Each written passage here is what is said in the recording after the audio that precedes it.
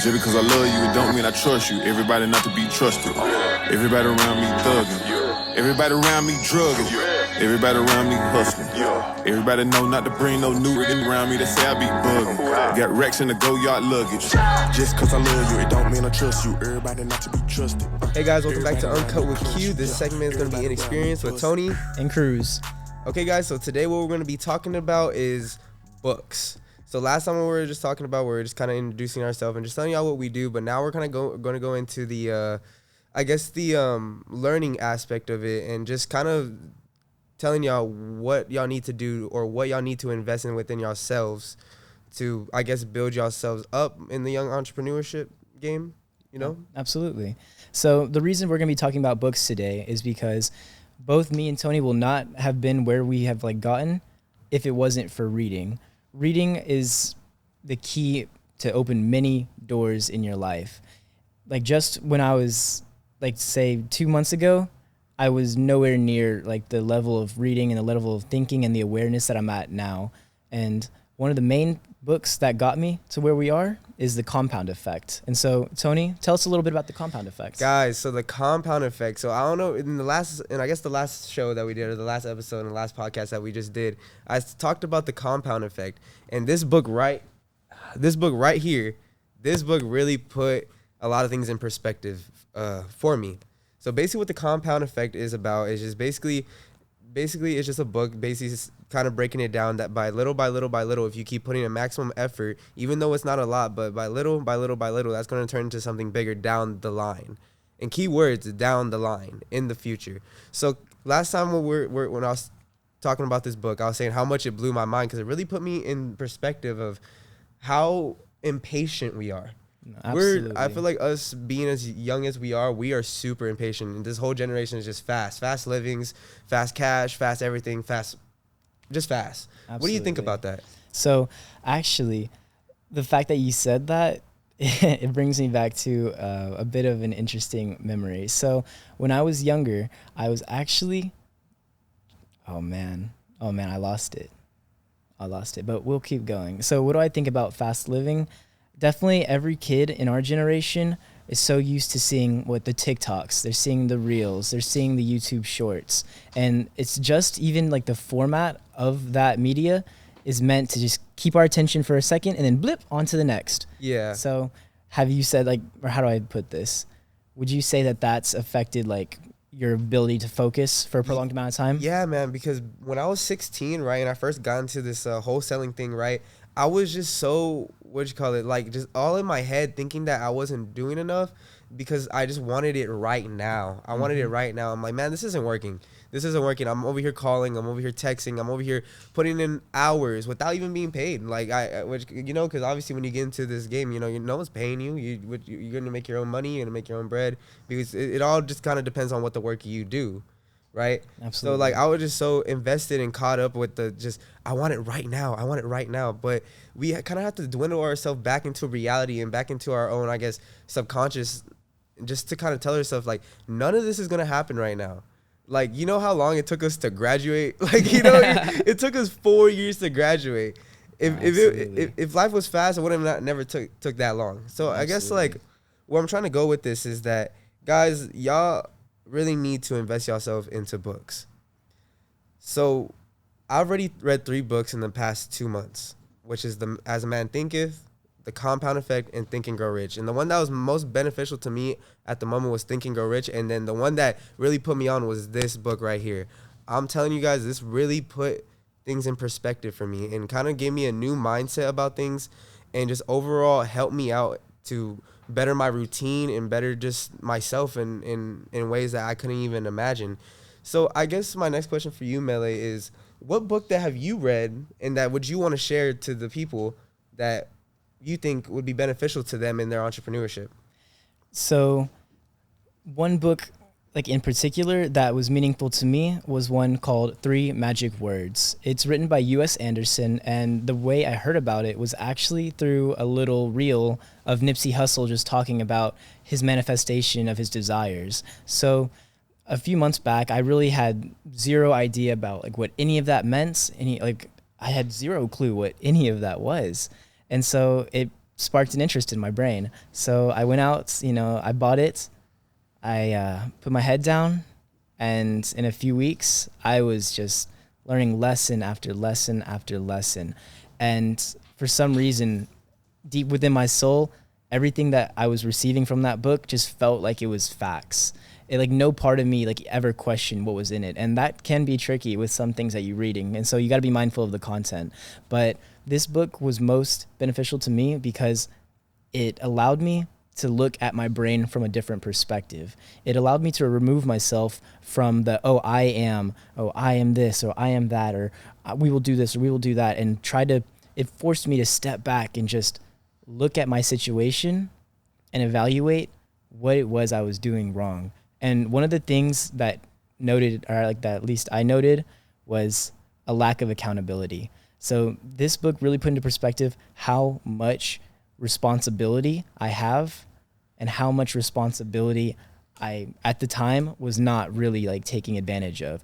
And so basically what I'm trying to say is that if we can be present in every single moment of the day, then we will be propelled, and at least we will have control of everything that we do. But living this fast life that we do, whether it's scrolling, whether it's, going out and having fun with our friends, whether that's, eating junk food, whether that's us just sleeping in the morning and, refusing to get up. Those are valuable seconds, valuable minutes, and valuable hours that we will not get back. Yeah. And so the more time that we spend here in the present moment making like intentional decisions, the further we will get. And so that's why The Three Magic Words by U.S. Anderson is probably the most influential book to me, and young entrepreneurs may be able to pull some value from it. What about you, Tony? So the most influential book to me that I have read that has really put my perspective, or really has changed my perspective, was Think and Grow Rich. We just finished that book like 3 days ago. Yeah, no, three like days yesterday. ago. It was great. It was great. Dude, that book is like it's crazy, man. It really breaks down. That book is literally a catalog of just how to get rich and just how to change your mindset into something you never thought it would be. Because what they explain in the book, right, is just the whole thing about it. Even on the cover, it says "Think and Grow Rich." Absolutely. Right? And I remember first reading the book when I was 16, and my brother tried to put me on. But being 16, like, I didn't care about books. I didn't care about reading. I barely even read in high school. But I would say that book was very influential. And if y'all want a book to read or want a book to start, it would definitely be that book or this book. But why that book was so influential to me, because it really just broke down every single step on how to attain riches. And another thing that it helped me with is, I guess, personal development. Because a lot of it is just mindset. What a lot of these books is going to teach you guys is just straight mindset. Nothing about, you can always be doing more. Obviously, there's going to be the physical aspect of it. Obviously, taking action with what you read, right? But it really just breaks it down and really gets you thinking. And I guess kind of puts your subconscious mind into that. Because as you read these books, guys, you're kind of just feeding your subconscious mind. Because you can read these books and you probably won't even remember what most of it even said, but you will see yourself apply those things in the book just out of nowhere, just because you read it. And no, absolutely. One of my huge takeaways from Think and Grow Rich was the fact that it mentions something called a poverty mindset and a money mindset. Mm-hmm. So you can also look at that as like a poverty consciousness or like money consciousness. And so through being money conscious, it allows us to just have an oversight of every single thing that we need to do, every single bill that we need to pay, every single thing that leaves our accounts or goes into our account, and every single action that we take. It forces you to acknowledge that, oh yes, this is going to be pushing me in the right direction, or oh yes, this is going to be pulling me further from the goal that I'm trying to reach. And so with all these personal development books, like he said, a lot of ideas are going to be flooding your brain, but our brain may not may not absorb it right away. Mm-hmm. But the key with all of these books is that they're planting seeds of personal development and personal growth. Yeah. As Tony said earlier, when he was 16, he tried to read this book and the words weren't really making much I sense. couldn't do it, dude. It was hard. Like, it was generally, I read 3 pages and I didn't understand a single word. Like, a single word. Like, it was like, and the thing is, like, when Q brought me that book, like, I was thinking, like, he was thinking, like, man, this book, he was telling me, like, oh, this book's gonna put you on and everything. I was excited to read it. Man. You opened it up and you're like, what? This is bullshit. Yeah, just 1, 2. All right. That's where I messed up, though. Right. Guys, we're talking about books today because these, like, even though this is just, you know, a cover with a few hundred pages in it, like, it doesn't seem much, but these books can really bring you great value into your mindset, into your relationships, into yourself, into your business, into your just young entrepreneurship, you know? Absolutely. And, like, probably one of my best perspectives when it comes to reading, and at least why you should read, is that there have been easily, like, millions to billions of humans that have walked this earth. You may only end up meeting a few thousand in your lifetime, but so many people have left their findings. They have left the things that they've learned. They've left the steps that it takes, and they've left the mindset that you need to have to acquire the goals that we have. And so it's in our best interest, and it may not be in yours just yet, but you'll come to find out that books literally hold the key to anything and everything that you could ever want to learn. And me personally, I'm a student for life. What about you? Yeah, man, I feel like, I'll always be a student for life, even though I don't like school, but I'm always learning every day. No, absolutely. Always learning every day. And I try to learn as much as I can every day. But being at this office and obviously being as young as we are, like, and this getting fed into us, this can just, you know, this is going to just develop us and more and more. And by the time we're probably 24, man, we could be rich. We could see millions and millions and millions. I mean, we're just starting off right now. But imagine where it's going to be later just because we're feeding ourselves all this. And guys, y'all don't even have to be working at an office. I advise y'all to be in the circumstance, or my bad, in an environment where you can learn, where you can always learn. Every day you should probably try to learn something new. I feel like if you go out through the day and I feel like you just didn't learn nothing, I feel like you didn't really accomplish the day. Because every day I'm always coming out with something new, man. I always come out with new ideas. Absolutely. Like, if y'all guys really think about it, like, you know, whoever's watching this, you have so many ideas that just seem so good in your head. So why didn't you write it down? I used to think that to myself. Absolutely. Why didn't I write this down? Absolutely. You know, like, and I guess that's what a book taught me. You need to write these things down. It's so important to see what you're thinking. And then, because people, obviously, you need to see it to believe it. So write it down, you know? Absolutely. What do you think about that? You can look at it almost as, like what Tony just said, as the first step of bringing your dreams into reality. And so that vision or that thought or, like, whatever it is hits your mind, the sooner that you can put that on paper, then the sooner you can see it in reality. And it's so crazy to think, because Think and Grow Rich actually taught us that whenever you have a thought or whenever you have an intense desire, write it down. Mm-hmm. And so what this allows us to do is to just materialize something that was, just nothing but a thought. We picked it up from the air circling around us. We put it on that paper, and now we can see it. We can focus on it, and we can break down what it's going to take to get it. And so the first step of attaining your goals is to have a burning desire. Yeah, that was one of the most beautiful things I've ever read in my life, honestly. Like, I feel like what our generation has a hard time doing, and honestly, I wouldn't even say our generation, just what everybody has a hard time doing is starting. Y'all ever notice that when y'all were back in school, you would try to write an essay, and the hardest thing to do in that essay was to start it. Because as soon as you started, you were just like, as soon as y'all got that first introduction paragraph, back in school, yeah. you knew immediately how you're going to end it, what you're going to talk about, what was going to happen. So that's why it's important to just start, guys. To start, to just write it down and do it. Because what this book taught me was momentum. Once you start, it's going to first it's going to start off small. Obviously, it's going to get little by little by little by little, and it's going to turn into something bigger because of all that momentum. All it really does take is to start, because if you realize it, if you are working out, literally the first time you ever worked out, it was the hardest thing to do. You probably wanted to quit the week in, But after y'all broke that week, and at least I hope y'all kept going because there was momentum there. Like even in you can apply momentum in anything, honestly. Absolutely. Like in football games, basketball games, whoever has the most momentum is probably the most likely going to win, or more likely going to win or score. Right. Like, you know, and that's really what this book has taught me, was just momentum. Because I feel like, you know, as soon as I get an idea, I need to jot it down and start it. So then little by little, I can just gain momentum and just finish it out. Absolutely. Because I feel like a lot of us see things or start things, but we never end them. So I kind of want, you know, our generation to break that, No, to absolutely. to stop with the starting and more of the ending. Like, what's the end point to this? Are you gonna finish it? Where's the finish line? You know, I feel like a lot of us have a hard time, you know, finishing too. Absolutely.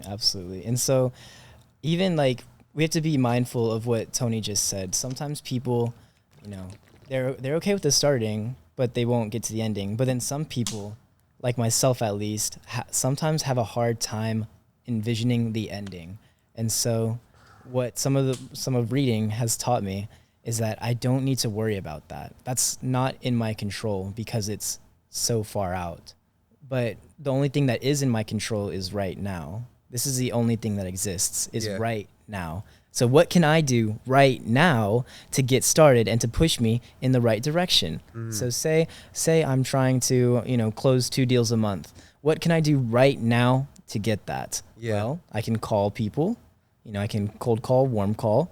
I can go knock on the doors, because Lord knows there's millions of doors here in San Antonio. To knock on. Absolutely. I can follow up with my sphere of influence, which is just the people within my circle, whether it's their families, whether it's their cousins, whether it's their aunties, whether it's their dogs. I'm going to hit them up and see if they know anyone looking to buy or sell anytime soon here in San Antonio. And if I'm not doing that, then how am I going to be mad at myself in the future when I don't have the things that I want? Yeah. And so, can I add something onto that? absolutely. Go ahead. I like how you're saying that what'd you call it? Ah, my bad. I just lost it right now. No, you're fine. You're fine. But basically what I was trying to say is what I got from that book, and kind of trying to apply what you said, is that a lot of the time that you basically saying like you can always do more. What can I do to start right now? Right. And I feel like a lot of people shut that down because of fear. Or doubt. Fear and doubt, it really can dwindle, you know, your ideas down to something that's so small. No, absolutely. And the thing is, no one's doing that other than yourself. That's like, fear is something that no one else is aware of. No one else like gets to see. It's all just inside. Yeah. But what's stopping us from like actually getting out of our fear? Like, what's stopping us from, you know, pushing forward? Guys, all it takes is just to do it. Just to do it. Just do it. Just to stick one out in the mud and do. I'm serious. No, like, for real. Like, you know, like I have so many ideas. I used to have so many ideas, and then they never came to fruition, because it's just like, dang, dude. Like I was just like, well, what if it doesn't work? What if it doesn't work? What if this? What if that? Guys, stop with the what ifs. Not for real. Kill the what if. Kill the what if. It's not real. It's not real. It really isn't real. What if is basically fear. That's doubt. That's just somebody else talking. That isn't you talking. No, absolutely. I promise you it's not you talking. Because all of us want more for ourselves, right? You think so? Absolutely. And exactly with what Tony's saying, fear is all around us. Doubt is all around us. So is shame. But that is one of the main things that we will be learning about in our next book, Outwitting the Devil. I'm very excited to dive into this. Napoleon Hill basically goes in detail about a conversation he has with the so-called devil. And in this conversation, it's basically highlighting all the ways that the devil is out to get you. And you don't have to look at this in a religious sense or anything like that, but in a sense that there's positive energy around you and there's negative energy all around you. If I have this idea that initially I'm thinking, oh wow, this is great, I can make something of this, but then afterwards, all I hear is, ooh, that's going to be too hard, or ooh, maybe like people will judge me for this, or I don't know if I can like actually reach this goal. That is the devil in your ear, and you got to shut that shit out. You know why? Because as humans, we have free will, do we not? Oh, we have free will. We literally can do anything. So what's stopping us? What is stopping me from pushing forward and getting every single damn thing that I want? Fear. fear, man. It really it can really hurt us. Can really hurt us to just want more for ourselves. You know, I feel like our generation is really lost on what they want to do. You know, Absolutely. and I just would want, I guess, younger people like us to realize that, you know, I guess to just, yeah, I guess just to realize that there's more. There's always gonna be more, but it also just starts with you. Because Absolutely. I feel like, you know, a lot of the times we talk to people. I'm pretty sure you talk to people, and it's just like they want to go do this. Like they're saying, like, hey, I want to go to the gym. I want to do this. I want to do this. They want a lot of things, but I feel like when the conversation comes up, when we ask them, well, what are you gonna do to achieve that? It's just a bunch of excuses after that. And don't get me wrong, guys. Sometimes I even make excuses today. No, absolutely. But that's what we're saying, to read books, because that taught me how to push that bitch voice down, to push it down. That's not me. It's just,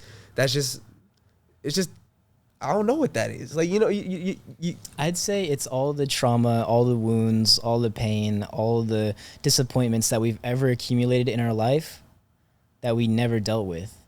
So being humans, we constantly run into like issues. We constantly run into obstacles, and there's a lot of things that hurt us, and there's a lot of things that stick with us.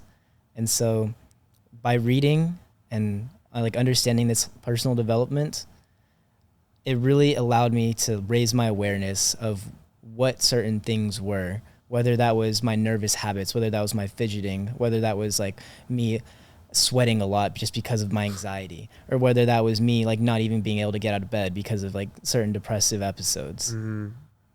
When I got into the self-help and the personal development like space, I started learning so much, and I started to connect the dots. Yeah. And so once I realized that, oh, me fidgeting, or oh, me scared to make this call, or oh, like me not being able to have this conversation was all because of fear, of rejection, fear of rejection, or like just me already like envisioning the end result where I don't get what I want. It held me back from so many things, so many beautiful opportunities I could have had at my doorstep. Yeah. But if I was unable to recognize them and to overcome them, then I wouldn't be where I am right now. And you know what I like what you said there was opportunity. I feel like I always come back to this because I always tell my friends this, that once you see, and if my friends watch this, they can vouch for me. No, absolutely. Put it in the comments if y'all do. When y'all see opportunity, we need to take that. Like when opportunity comes into your face, or when it comes and just like sits on your lap, like you need to take preparation. Like, you know, like, you know what you remember what we were talking about I kept saying it in the office. And Nipsey Hussle said it. He was saying, when will opportunity meet preparation? So when opportunity meets preparation, that's what some people regard as luck. And so luck and opportunities can almost go hand in hand. We talked about the idea of autosuggestion in Think and Grow Rich.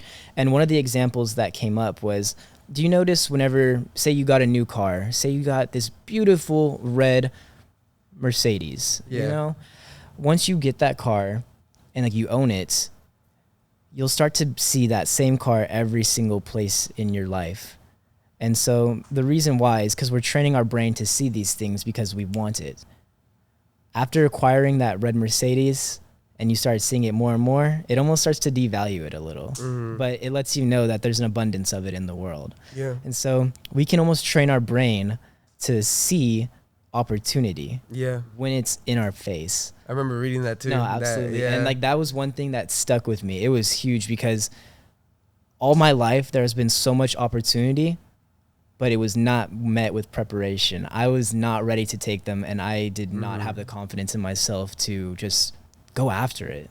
But you know, I don't want that to be the case anymore. So yeah, we should not let that be the case. And I feel like that's what these books have really taught me, was to take opportunity when it's there in your face. Like, you know, when it's right there, like it doesn't, like I didn't even, because like I think about it before, man, and there was a bunch of opportunity that came into my life and I never took it. And thinking back then, like, or thinking back now, like if I would have taken more opportunities, I don't know, I'm pretty sure my life would have steered in a different direction, whether that's good or bad, because some opportunities could be bad. No, You know, absolutely. Obviously there's bad opportunities like drug dealing, there's been times where There was a bit of a need that almost like you felt that you were going to be pulled into that direction. But there's been times where I felt like I was getting pulled in that direction, and obviously you obviously just gotta dwindle down and determine which opportunities are good and which opportunities are bad, and what's gonna benefit you just out in the long run. Oh, absolutely. And one thing that really stuck with me as well is how it basically allowed me to view my thoughts as nothing more than like a log just floating down a river.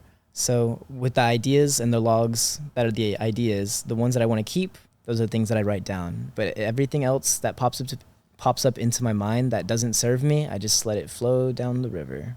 Just let it, in through one, out the other. Yeah, and us talking about these books, I feel like what I need to talk about, we need to talk about right now next, is that you can literally read these books and just it be so mindless to you. Like you can read this whole, I think, 140 pages of this book called The Compound Effect that practically kind of changed my life. But you can read this book and it just comes out one ear and then out the other, or I guess in your mind and then it just leaves. So that's why it's important to discipline yourself when reading these books, to apply these things that you learn. To be honest, they say that you never really master a book until you read it 3 times. And then obviously when you start applying it, No, you're right. I feel like what have you done to help your discipline when it came into that? When it comes to these books, like applying yourself into these books, what disciplinary actions have you taken? So, not disciplinary actions, but the discipline that I've built for myself was inspired by reading these books. So The Compound Effect introduced an idea that if a plane were to take off from, say, Dallas-Fort Worth area, and they were either heading to New Jersey or New York, just 1 degree off would considerably change the trajectory of the plane wherever it ends up landing. And so when I look at that, I try to look at my beginning of my day as my takeoff. So if I wake up in the morning and I just, do something that's not great for me, opposed to doing something that I know is going to benefit me in the long run, say that's exercising, say that's breath work, say that's working out, say that's just cleaning myself, or even just giving myself affirmations of love, I can set the tone and the direction of my day. So I always try to kickstart the morning with, just positive feelings, positive energy, positive vibes, all of it. And that can look like something different to everyone else. Whether that's listening to your favorite song, whether that's repeating a mantra, or whether that's just waking up and spending time with your family, your dogs, your pets, or even, just art.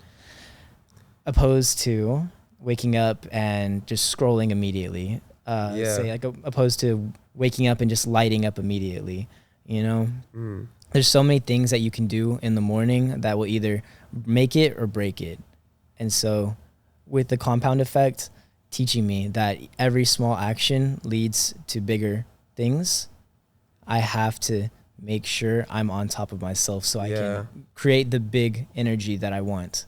You saying that, this actually brought up another topic in my head that I feel like what a lot of our generation really struggles with is self-sabotage, man. I feel like a lot of us know what the problem is, what needs to be done, what is in our life that we need to take out, and all of us know it. All of us know it. It's just that I feel like it's just all about the comfortability, man. Being comfortable is probably the worst things you can do, because if you're comfortable, that means you're stagnant. That means you're just at a constant, just like this. You're not going up, nor that you're going down. You're just comfortable. And I think it was Think and Grow Rich. What it taught me was being uncomfortable is probably be comfortable with being uncomfortable. Okay. Because when you're uncomfortable, you know how my brother broke it down to me, and it really blew my mind. He said, you know, when a person doesn't work out, you know, say a person doesn't work out, you know, they're not working out, they're not going to the gym, their body stays the same. And if they eat a lot, then then obviously their body's gonna, you're gonna get out of shape. But he told me, when you don't work out, nothing happens to your body. You're just losing out on what you can gain. But when you working out is never comfortable. Mm-hmm. It's super uncomfortable. Just lifting weights all the time, putting your body to the limit is super uncomfortable. But you come out with results. Absolutely. Results. And that blew my mind. I'm like, wow, like, I need to start being more uncomfortable. Because absolutely. I just see a lot of our generation just kind of self-sabotaging. Like, I talk to people and they tell me they know what the problem is, and they don't do nothing to change. And that's what books really taught me, that you need to do something, that you need to, you know, get out of that headspace, and I guess out of that environment, whatever you're in. Because what another book also taught me was, As a Man Thinketh, is that we are the ultimate deciders of our own life and our own action. Like, we are the fortress of our mind. Like, you know, we control what's happening. We, you know, even if your circumstances are not in your favor, you can always control what's happening. Right. I thought that was pretty interesting. I think that's pretty interesting. What do you think about, I guess, our generation self-sabotaging? So I feel like self-sabotage initially stems from a lack of awareness of the things that are holding us back, you know, and that comes in the form of the junk food, that comes in the form of scrolling on social media, that comes in the form of just wasting time. And honestly, one of the biggest killers is the people that you're around. So the circle that you have, like whether it's your friends, whether it's your family, if you look at the sum of their habits and then look at yourself, it's almost like you're looking at a mirror. Yeah. You really are a reflection of the people that you hang out with. And so one thing that was really hard for me when it comes to the self-sabotaging sense was letting go of people that held me back. And it's not that I'm blaming them that, oh, like you weren't letting me do more or this or that, but it was just the people that I felt so comfortable around that I would never feel the need to change or grow or just be better than I was. Yeah. And so whenever I finally burned those bridges, it only propelled me forward. You know, it forced me to look into new things, into new hobbies, into new friends. And all I can say is we're doing great. Right. You know, I'm doing my best not to self-sabotage. And the only thing I can say to any young people that may still be dealing with that is just take a moment out of your day and just look around you. If you can see all the beauty, all the blessings, you know, all your hopes and dreams, then you're probably doing it right. But if you're still getting up in the morning complaining that like, oh, I'm so tired, or oh, I'm so, you know, like I'm so sick of working all the time, or oh, like I just want to do nothing, then you're not doing anything to change. You're stagnant. You're comfortable. Yeah. Cut that shit out. Cut it out, guys. We're being serious when we're telling you this, because we know. I mean, we know, because I mean, us being young, like, man, all we have is being comfortable. Like, we've always been comfortable. We've been handed things our whole life, from being the time when we, you know, was born up till now, and now going out into the real world. I can see why a lot of us struggle with that, because it was a big change for me when I turned 18 and I realized, oh, my mom's not gonna be helping me out as much anymore. Mm-hmm. Like, you know, like now I got to get it on my own. Right. And you know, getting it on your own really comes with a lot of maturity. Oh, absolutely. You know, and I guess another question you can ask yourself is, are you mature enough? That's a hard thing to measure or gauge, you know. That is. It really is. It is. But I feel like maturity never really comes with age. It comes with experience. Experience. That's what I'm saying. Okay, guys. I think that's all the time we have for today. I really appreciate you. I really appreciate y'all too. We'll probably be back next week. And yeah. You guys have a good one. Yeah, y'all have a good one. We'll catch you on the next one of Uncut with Q. All right. All right. See y'all.